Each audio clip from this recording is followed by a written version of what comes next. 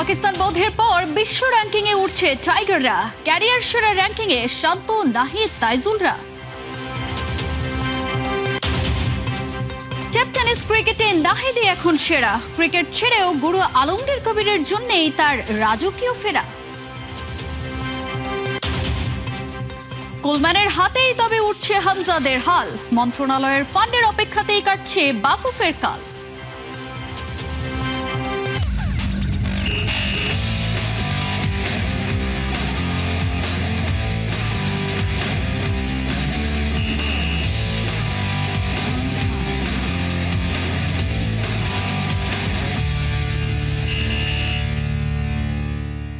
স্বাগত খেলা যুগে, আপনাদের সাথে আছি আমি তাজিন খন্দকার।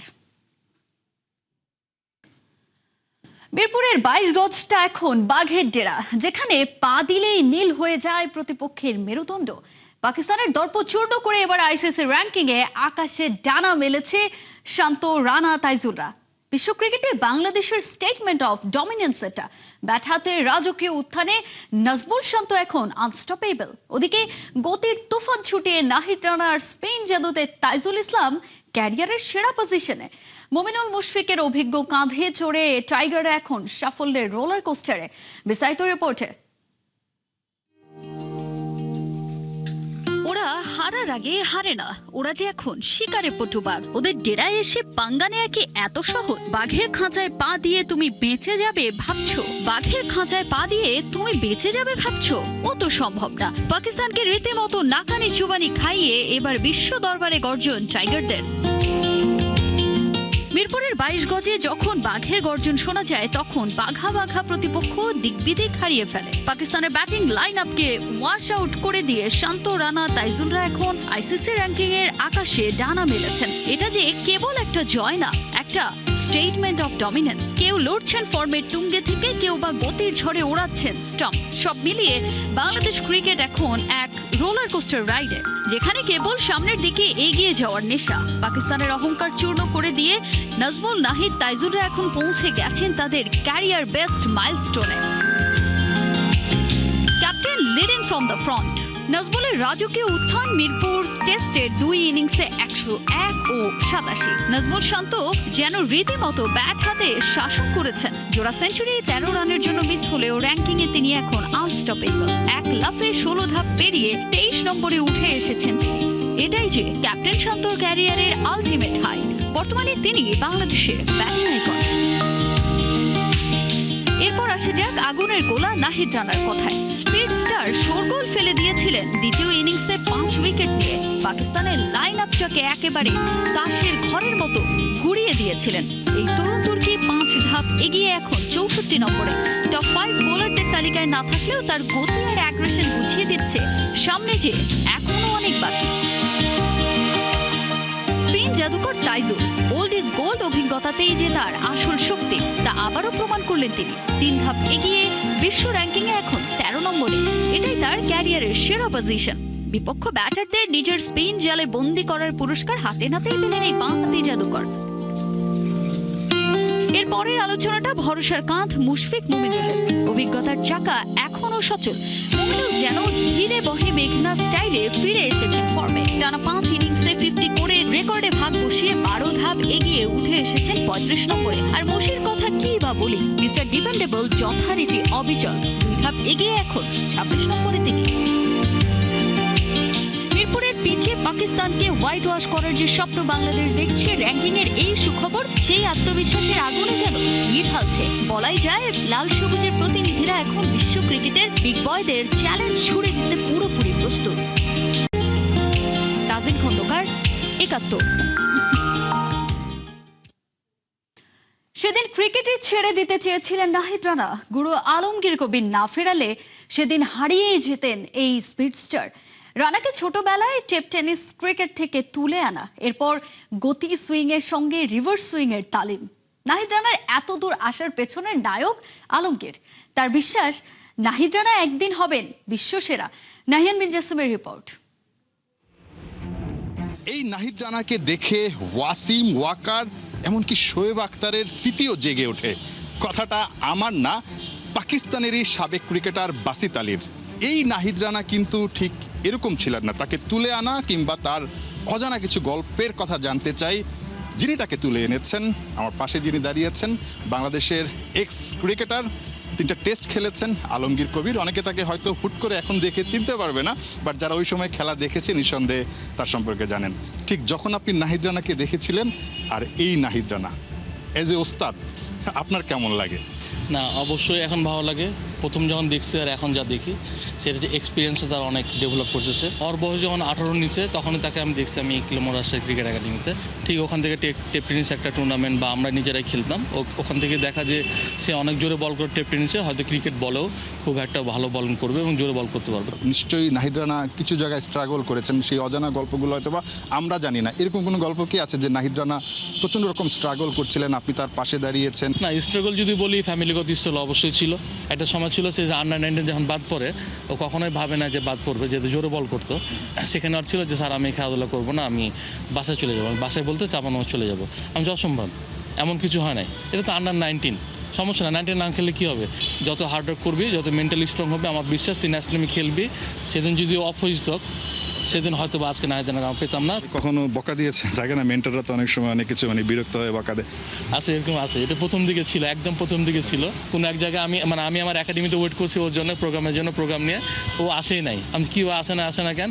যে কেউ একজন কল করে বলছে যে আপনাকে বললাম টেনিস বলে ওকে এক জায়গায় খেলা আছে পাঠান, আপনি তো পাঠালেন না, ও তো অন্য জায়গায় টেনিস বলে খেলছে। আমি কী বলিস? না, অসম্ভব। আমি ওর জন্য ওয়েট করছি, ট্রেনিংয়ের জন্য রেডি, সব কিছু নিয়ে, আমি মার কাটার বল নিয়ে, কাজে আপনি কল করেন।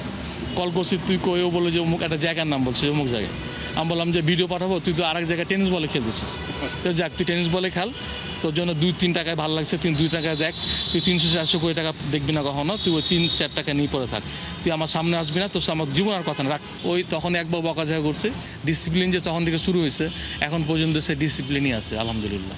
আলমগীর ভাই, কালকের যে বোলিংটা আসলে যে রিজওয়ানকে যেভাবে বোল্ড করলো রিভার্স সুইংয়ে, পেছন থেকে ক্যাপ্টেন শান্ত এবং লিটন দাস রীতিমতো অবাক হয়ে গেছেন, আমরাও অবাক হয়ে গেছি। এই ধরনের বোলিং আসলে নাহিদ রানা করছেন, আপনি কি অবাক হয়েছেন? না, আমি কোনোভাবে এটা অবাক হয়নি। কারণ এর আগে আমি টেস্ট দেখছি, আমি রিভার্স সুইং হলে কন্ট্রোল ছিল না, সে যে কন্ট্রোলিং বোলিংটা করছে বলে আজকে কিন্তু উইকেটটা ওর হাতে যেভাবে যে আউটটা হয়েছে, বোল্ড আউট মারছে রিজওয়ানকে উইকেট মারটা আমি আগেই বলছিলাম মনে হয় যে এরকম একটা উইকেট আসছে না কেন, জায়গা মতো পড়লে উইকেট আসবেই। ইন সুইং বল করছে, রিভার্স সুইং, ও বল সে ভাবে না যে এত জোরে ঢুকবে, গতি আছে বলে যেমন শোয়েব আখতার যেভাবে করতো লাইক দ্য জিনিসটা তাই হয়েছে। কিন্তু যেটা বলছিলাম, বাসিত আলী বলছিলেন শোয়েব আখতারের ছায়া দেখতে পান বা ওয়াকারদের ছায়া দেখতে পান, আপনি কি তার মধ্যে সেই ছায়াটা দেখতে পান নাকি আরও উপরে দেখেন নাহিদ রানাকে ইন্টারন্যাশনাল ক্রিকেট? একদিন ওয়ার্ল্ডের বেস্ট বলার হবে। আলমগীর ভাই, অনেক ধন্যবাদ। যেটা বলছিলেন যে নাহিদ রানা তার সঙ্গেই শেয়ার করেছেন যে তিনি ইন্টারন্যাশনাল ক্রিকেটে অনন্য উচ্চতায় নিজেকে দেখতে চান। নাহিদ রানা শুধুমাত্র শোয়েব আখতার না, নিশ্চয়ই নাহিদ রানার মতো নিজেকে বিশ্ব ক্রিকেটে পরিচিত করতে পারবেন, সেই প্রত্যাশাটা শুধুমাত্র তার ওস্তাদ আলমগীর কবির না, সবাই করে। নাহিয়ান বিন জাসিম, 71, ঢাকা। এবারে ফুটবল প্রসঙ্গ। লম্বা মিটিং শেষে কোচ ইস্যুতে একটা সিদ্ধান্তে পৌঁছাতে পেরেছে বাংলাদেশ ফুটবল ফেডারেশন। ক্রীড়া মন্ত্রণালয় থেকে ফান্ড সহযোগিতা পেলেই ক্রিস কোলম্যানের হাতেই উঠবে হামজাদের দায়িত্ব। বৃহস্পতিবার তুরস্ক থেকে ফিরছেন ক্রীড়া প্রতিমন্ত্রী আমিনুল হক। দেশে ফেরার পর তার সঙ্গে আলোচনায় বসবেন তাওহিদ আউয়াল। বিস্তারিত শেখ আশিকের রিপোর্টে। শেষ পর্যন্ত ক্রিস কোলম্যানই হচ্ছেন বাংলাদেশের নতুন কোচ। সবকিছু ঠিকঠাক, কেবল ঘোষণা আসতে বাকি। শুধু একটা কিন্তুর হিসেব মিলে গেলেই ব্যাকপ্যাক গুছিয়ে বাংলাদেশে চলে আসবেন গ্যারেথ বেলদের এক্স বস। শুরু থেকেই কোলম্যানের সাফ কথা, মাসে $26,000 এক পয়সাও কম দিলে তিনি আসবেন না। প্রোফাইল বিচারের সংখ্যাটা একেবারেই বড় নয়, সাথে চাই পছন্দসই একজন অ্যাসিস্ট্যান্ট, যার বেতন হবে $5,500। তবে এই মোট $31,500 যে ট্যাক্স আসবে, ওই টাকাটা বাফুফেকেই পরিশোধ করতে হবে। গোলকিপিং কোচ, ফিজিও, ট্রেনার সহ বাকি ব্যাকরুম স্টাফদের নিয়ে তেমন কোনো শর্ত দেননি কোলম্যান, শুধু সহকারীকেই নিতে চান নিজের পছন্দে। ওই ওয়েলসম্যানের সাফ কথা, অ্যাসিস্ট্যান্ট যদি কাছের মানুষ না হয় তবে কিভাবে কাজ করা সম্ভব? এতদিন 22, 11, 6 কিংবা 3 বহু শর্টলিস্ট হয়েছে, কিন্তু ফ্যানদের মতো ফেডারেশনও আটকে ছিল কোলম্যানকে পাওয়ার নেশায়। বুধবার বিকালে অনলাইনে লম্বা মিটিং হয়েছে ন্যাশনাল টিম ম্যানেজমেন্ট কমিটির। সভা শেষে সিদ্ধান্ত একটাই, কোলম্যানকেই লাগবে। কিন্তু সমস্যা তো একটা আছে, বাজেট। শেষ পর্যন্ত সিদ্ধান্ত হয়েছে বৃহস্পতিবার ক্রীড়া প্রতিমন্ত্রী আমিনুল হক দেশে আসলেই তার সাথে আলোচনায় বসবেন ফেডারেশন প্রেসিডেন্ট দাভিদ আউয়াল। যদি বাফুফের বাজেটের বাইরে বাকি অর্থ দিতে রাজি হয় মন্ত্রণালয়, তবে কোনো শর্ত ছাড়াই কোলম্যানের কাঁধেই হামজাদের দায়িত্ব তুলে দেয়া হবে। 5 জুনের সান মারিনো ম্যাচে তিনি থাকবেন বাংলাদেশের ডাগআউটে। শেখ আশিক, 71, ঢাকা। সাফের হ্যাট্রিক মিশন এবার বাংলাদেশের সামনে শুধু শিরোপা নয়, দক্ষিণ এশিয়ার ফুটবলে নিজেদের সাম্রাজ্যের সিলমোহর। টানা 2 বার মুকুট জয়ের পর আফ্রিদা ঋতুপর্ণাদের সামনে এবার গোয়ার মাটিতে ইতিহাস লেখার পালা। কিন্তু হ্যাট্রিকের পথে শুরুতেই ভারত, সঙ্গে আছে মালদ্বীপ, আর নকআউটে অপেক্ষায় থাকতে পারে নেপাল ঝড়। ব্যাংককের অনুশীলন মাঠে তাই প্রতিটি পাস, প্রতিটি প্রেস, প্রতিটি স্প্রিন্ট যেন একটাই ঘোষণা, চ্যাম্পিয়নরা মুকুট ছাড়তে আসেনি। এ নিয়ে আরো জানাচ্ছেন জুবায়ের নূর। হ্যাট্রিকের স্বপ্ন যখন বুটের ফিতায় বাঁধা, তখন অনুশীলন যেন হয়ে যায় শিরোপা রক্ষার রিহার্সাল। ব্যাংককের সবুজ ঘাসে সেই রিহার্সালই করলেন বাংলাদেশের মেয়েরা। এর আগে ছিল রিকভারি, এবার ছিল রেসপন্স। শরীর বিশ্রাম নিয়েছে, কিন্তু লক্ষ্য নয়। বল পায়ে নামতেই ঋতুপর্ণাদের দৌড় যেন ট্রফির হাতছানি। ওয়ার্ম আপ দিয়ে শুরু, তারপর ছোট পাস, দ্রুত 1-2, পজিশন ধরে রাখার লড়াই। পজিশন ভিত্তিক অনুশীলনে কোচিং স্টাফ খুঁজেছেন উত্তর, কোথায় প্রেস, কোথায় ধৈর্য, কোথায় শেষ পাস। আর সাফের গ্রুপ ম্যাচের আগে আগাম মহড়া হিসাবে ছিল 9 ভার্সেস 9 ম্যাচ। কারণ এবার সাফ শুধু আরেকটি টুর্নামেন্ট নয়, এটি বাংলাদেশের হ্যাট্রিক মিশন। 2022 সালে দক্ষিণ এশিয়াকে চমকে দিয়েছিল আক্রমণের ঢেউয়ে। 2024 সালে শিরোপা ধরে রেখেছিল পরিণত ফুটবল, চাপ সামলে ম্যাচ ম্যানেজমেন্টে। এবার 2026, প্রশ্ন একটাই, চ্যাম্পিয়নরা কি রাজত্বকে ডাইনেস্টি বানাতে পারবে? ড্র বলছে পথটা সহজ হবে না।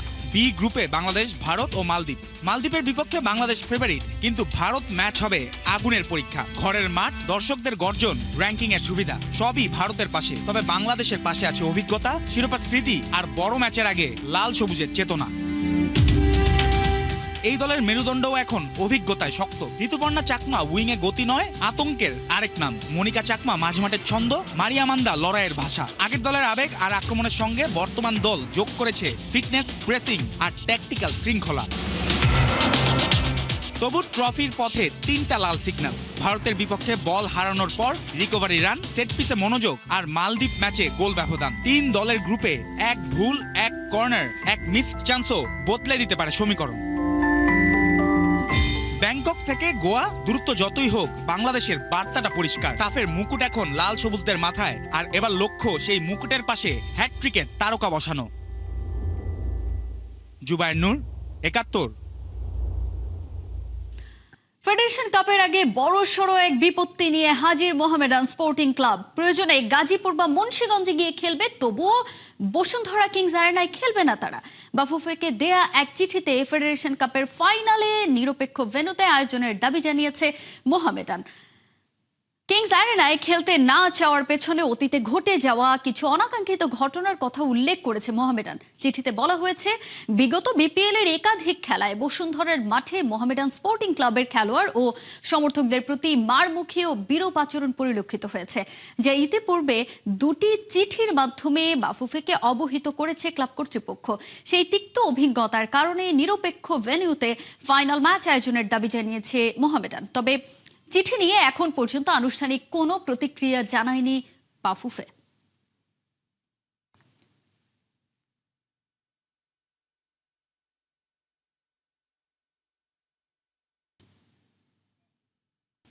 Form is temporary, class permanent.